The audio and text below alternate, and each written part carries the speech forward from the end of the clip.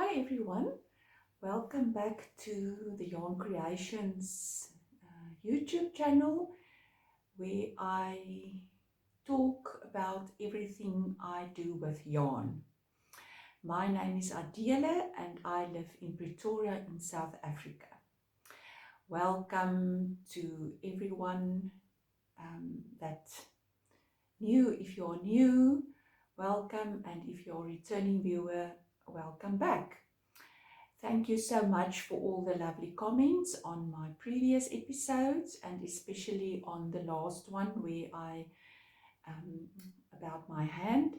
It is much better. I think it is a slow process to for my hand to heal completely, but I've got full use of it, and it's just a bit stiff, but I can do everything. I can knit and crochet and I'm back in my happy place.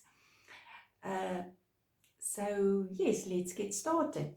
You have seen already, I showed a close up at the beginning of the video of my finished Edith top, or let me say I used the stitch counts and the increase counts from the Edith top, but I did a different increase method. The original pattern, it's called the Edith Summer top with stars, and it's designed by Katrine Hannibal, and the original has like the star stitch for the increases, but I wasn't sure how that will look with the color changing yarn, so I just did a yarn over, and then in the next row I knitted through the back loop.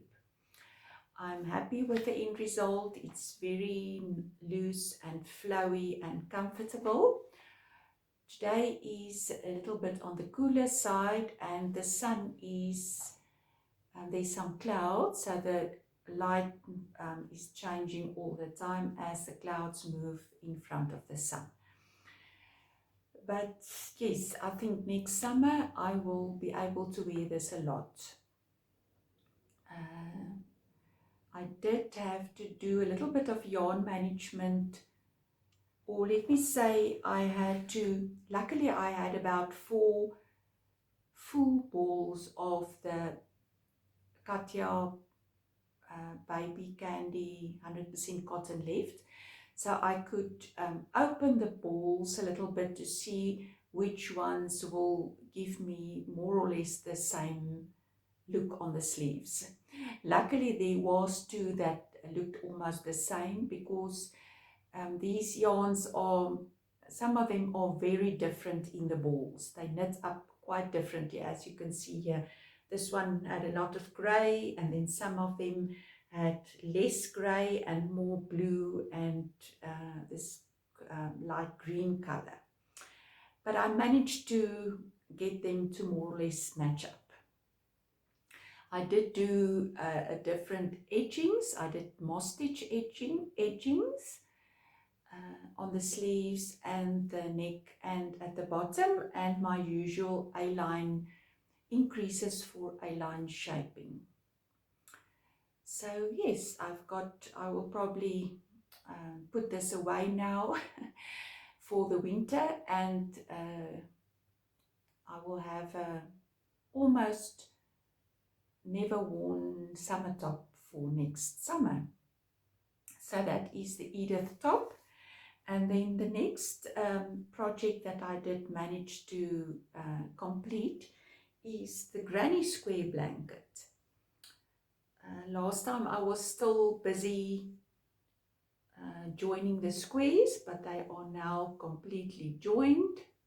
I've shown it quite a few times. I used the Perfectly Square tutorial by Kay Jones on their Patreon, and also her join as you go method. The link for that is below the video for the Perfectly Square if you are on their Patreon. I just did 2 rounds of the grey and join as I go in the second round. It gives a very neat join and a very neat corners. It's a very generous size lap blanket or toddler blanket or baby blanket. It was a stash busting project, so it's not for someone or somewhere specifically. I just felt that I will never get to knit socks from all these yarns. It's all the 75-25, 75 merino, 25 nylon base, 366 meters on 100 grams. And then I didn't have enough grey for the edge, the border of the blanket. So I managed to get, with the grey, I managed to get one row on the two longer sides. And then I also used a light grey and a navy from Naughty Habit that was also in my stash. So just the granny clusters. And then for this very, very subtle scallop, I just did a slip one between the clusters, chain 3, slip 1, chain 3, slip 1. Just to give it a little bit of a edging. I'm very happy with the end result, and the feeling of this blanket is very nice. I think it will be a very usable blanket.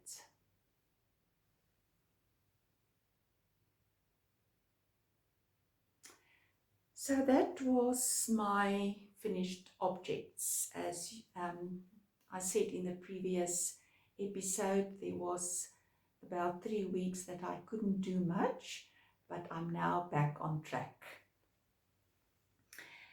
Then what I'm busy with is I haven't made a lot of progress on my brioche shawl, but I did put it on extender cord for you to see it properly, because last time I didn't do that.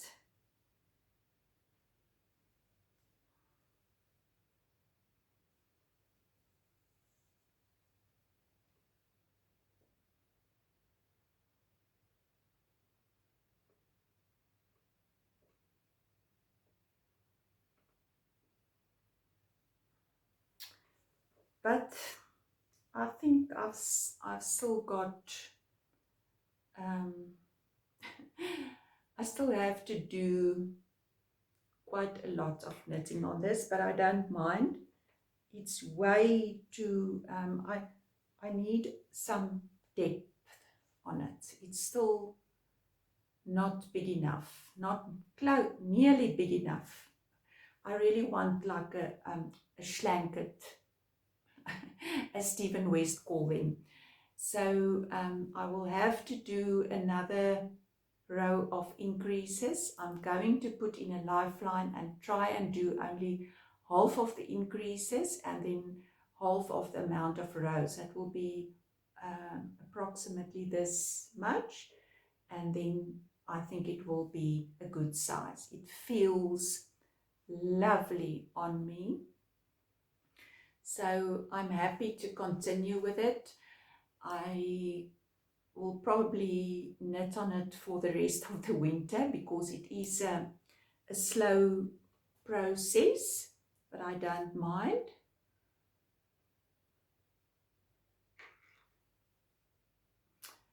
The feeling is lovely. I'm using merino singles, and I am now only on the where is my yarn? I am now only on this merino linen singles from Dye House Yarns. She doesn't dye anymore, but this is out of my stash. I used it for a sweater, and this is what was left. And then I will probably go to use a little bit of this darker color as well. Also merino linen singles from Dye House Yarns. But I'm going to use this first for quite a few rows on its own, and then melt this one in. So yes, now you can see it opened up, and I just love it. And I'm using 3.25 Giagu needles, and the pattern I used for the increase method, I think I've got it here. It's the Bouquet shawl by Marie Christine Lèvesque. And as you can see, hers is quite big, and that is where I want mine. But I think my gauge is much smaller than hers, because I am already, I think, past the amount of rows that she has in the pattern, and mine is not nearly where hers is. I think she suggests, I don't have that, but I think she suggests a 3.5 millimeter, and I'm using a 3.25 because I do like my brioche stitches to be, I struggle to get them neat enough if I don't use a smaller needle. So still a little bit to go to get it bigger. But this is a very nice mindless project, social knitting, and I think it is now cooler, and I will enjoy working on that some more now. And then the other second project I'm busy with is my Betha. I don't know if you are following me for a while now. I did show this last year. It is a pattern out of this book from Marie Wallin, Cherish.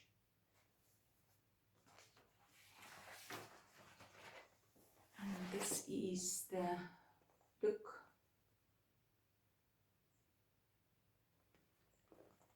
It's called Betha.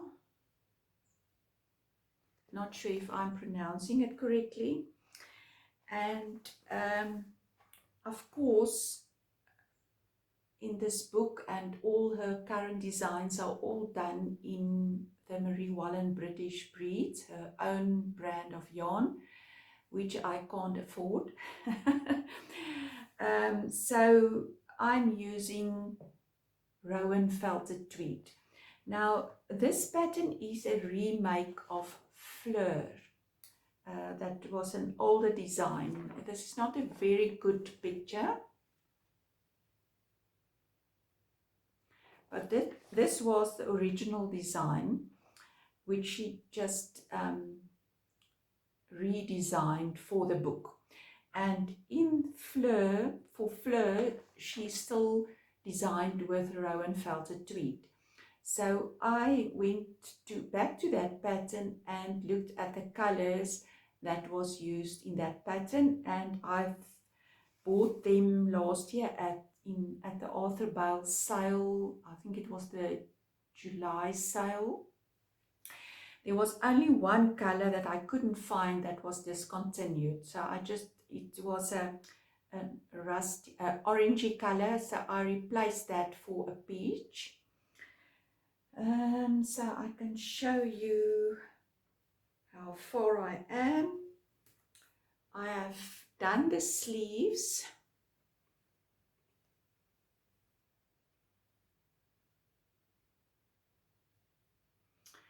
So I'm knitting both the sleeves with steeks. So there's a steek, and there's one. So I will cut the steeks and then sew the sleeve seam. So this will be one sleeve, and this will be the second sleeve. It is of course much easier to do it this way, and the Rowan felted tweed is, it's really, you can just cut it actually, you don't even have to reinforce it. If you can felt it a little bit more, you can just cut. The yarn won't go anywhere, so I will see, I will probably try, I want to try the felting method. So I've got the felting needles and I will felt it a little bit and then cut it. I don't think I will, I might sew it, but I'm still thinking how I'm going to do that. So all the yarn ends are in the steek. So you will have no ends to weave in. Not only maybe, no, not even, probably when I've sewn it and I'm doing the cuff, so I did a provisional cast on, so at the end when I've sewn them up, sewn the seam up, I will only have to do the ribbing, so I will have some ends there to weave in, but all this will be cut away in the steek. So the original pattern is for knitting everything flat and then seam it up. Then you will have ends on both sides to deal with. That's a lot of ends, a lot. Now they are all concentrated in the steek and they will be cut away, so there will be no ends to weave in. So it is really, and the other plus is that I really do not like to knit color work in small circumference, and this I can just knit in the round. From the beginning I used my, I think a 50 centimeter cable when I started, but I quickly joined my 60 centimeter and then my 80 centimeter cable. Here's the floats.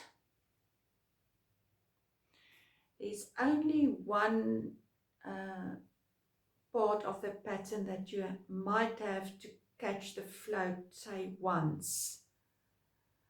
So most, the majority of the patterning, there's no floats to catch. It's only in this part there that you might have to catch the float, say once. I just love the colors. It's so, I just love it. The yarn is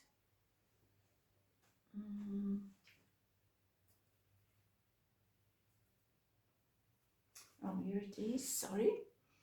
It's here's Rowan felted tweed, and it's a 50% wool, 25% alpaca and 25% viscose. And this is my main color. It's called clay. And then I can show you the others. So I can get them all together.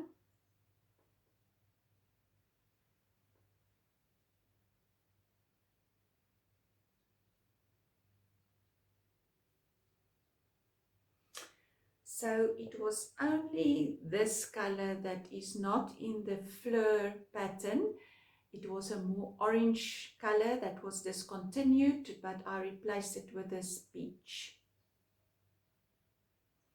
And then this lovely blue. And it's called peony, this one. Do I have all the names? Yes.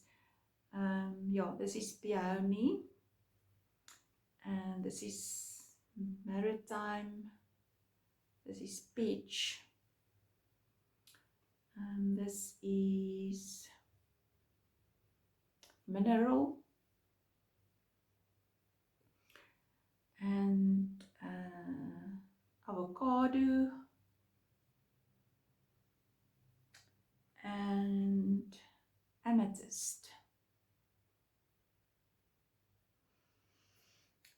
Yes, so I've started the body. It's bottom up. My first time knitting bottom up in my, I've probably done that with all my sweaters in my previous knitting life when I was younger, much younger. But from when I did start knitting wearables again, they have all been top down. So this is the first time. I think most of Marie Wallin's patterns are bottom up, except maybe, no, I think they are all bottom up. I think so. So I'm doing this one bottom up so that I can see exactly how she does the shaping, and then maybe the next one I can change it to knitting it top down again. So this is my steek for the front. So I knitted the bottom ribbing flat and then I cast it on 9 stitches for the steek. And now I'm just knitting in the round. I think what she does suggest that you can use steeks, knitting it in the round with steeks. But I think what she mean is that you should have some steeks on the sides and then cut it into parts and then seam it all together. But no, I'm not going to do that. So it's all in the round, and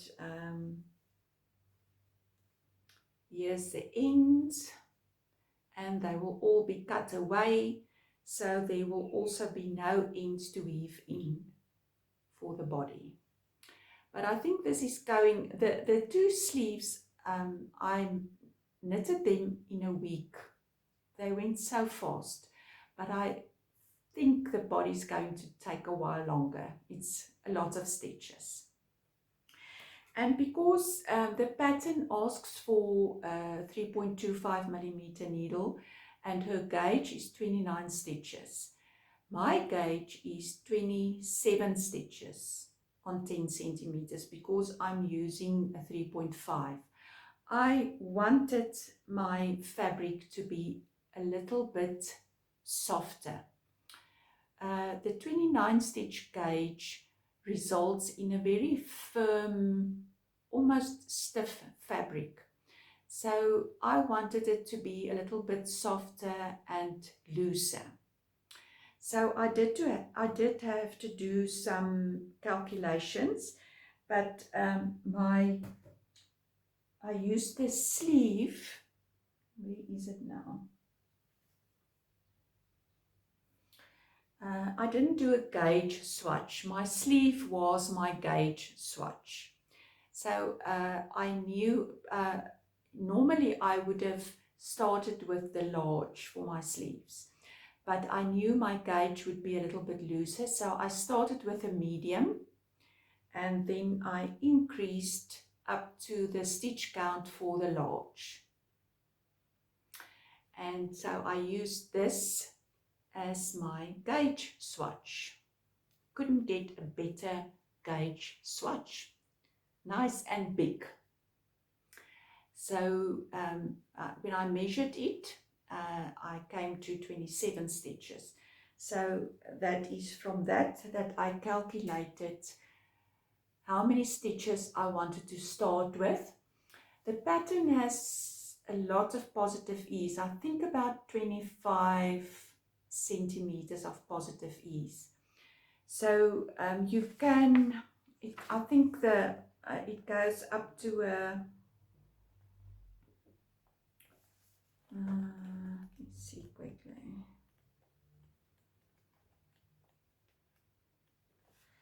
It goes up to an XXL, and the measurements, if you are on gauge, for that is 78.5.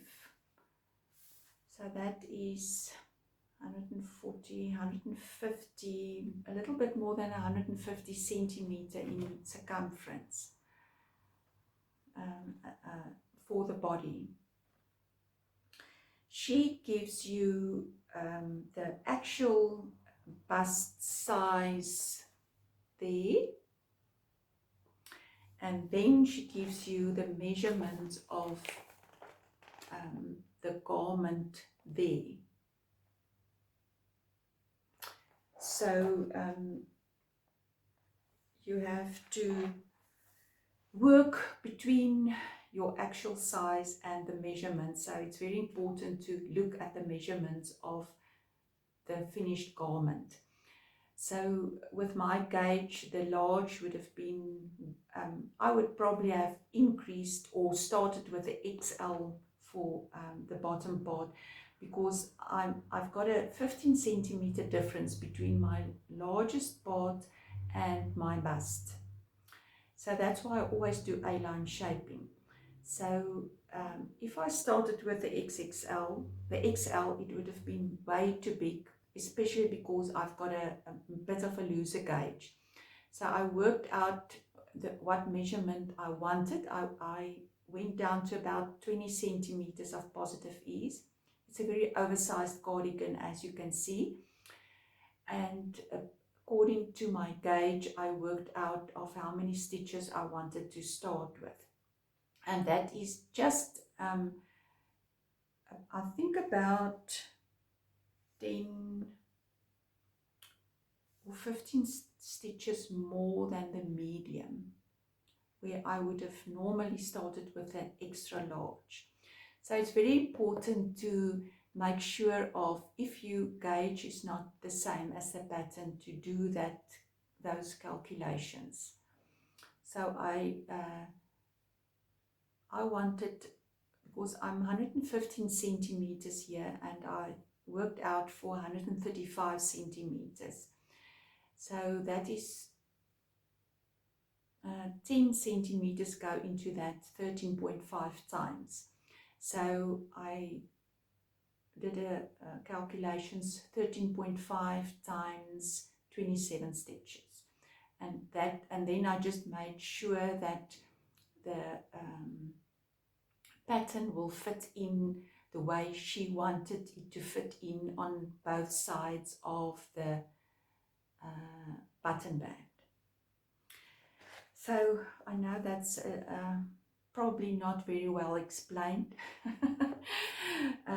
Yes, but if you have any questions or want to know more maybe on doing that, there is lots of videos on YouTube about that, working out your stitch count for a different gauge.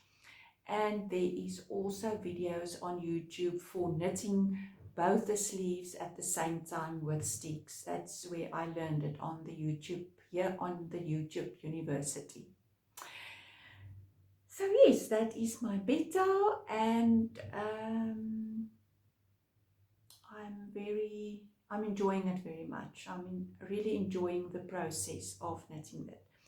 So there's two knit-alongs or make-alongs that I can add this to. The first one is the Another Year of Marie Wallin make-along by Nikki from Knitting with Katia.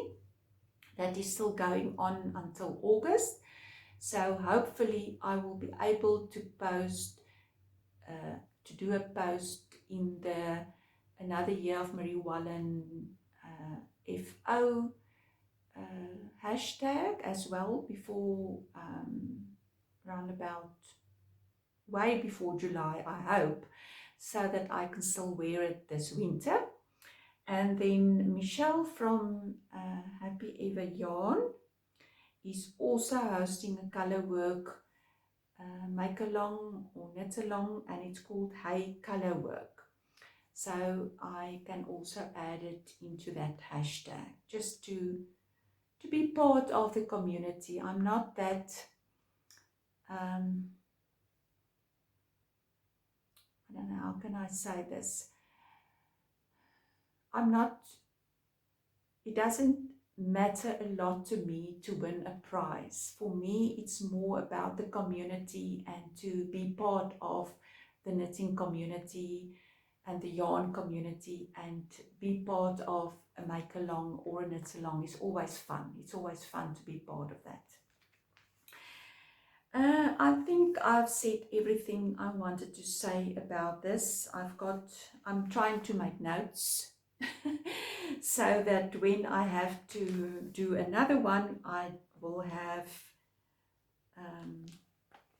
outline of how I went through this process of knitting this. So this is the first time that I'm doing steeks for when knitting the sleeves, and I forgot to mention that I will also add steeks for the armholes. So I will have to measure when I have to add the steeks for the armholes, and then knit it up, and I think there will probably be a small steek here when you do some shaping for the neck edge. Yes, so that is that. This is again a shorter episode. I'm trying to keep my works in progress to a minimum, and I'm hoping to see you soon in the next one. Enjoy your crafting, and thank you so much for watching. Goodbye.